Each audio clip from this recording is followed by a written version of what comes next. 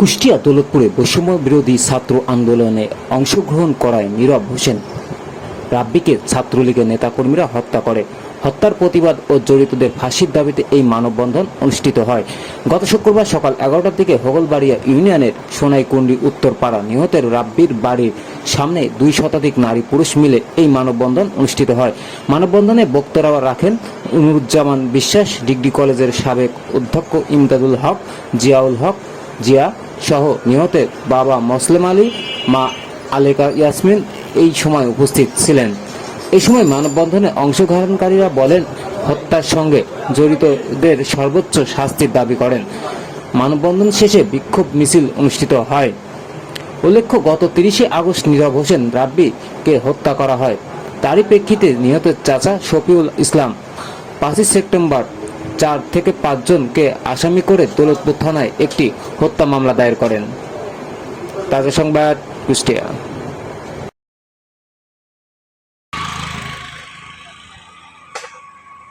যারা আমার ছেলেকে মারিছে তাদের আমি বিচার চাই। আমার ছেলেকে যারা মেরেছে তাদের আমরা দৃষ্টান্তমূলক শাস্তি চাই। নির্দয় পাকে তাকে নির্মমভাবে তাকে হত্যা করা হয়েছে। তার যে সর্বোচ্চ শাস্তি ফাঁসি, সেই ফাঁসির দাবি আমরা করছি।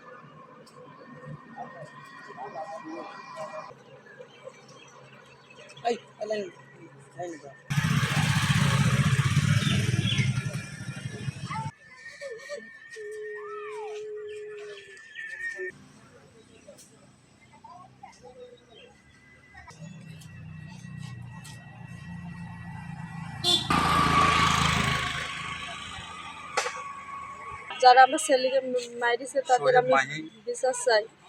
আমার ছেলেকে যারা মেরেছে তাদের আমরা দৃষ্টান্তমূলক শাস্তি চাই।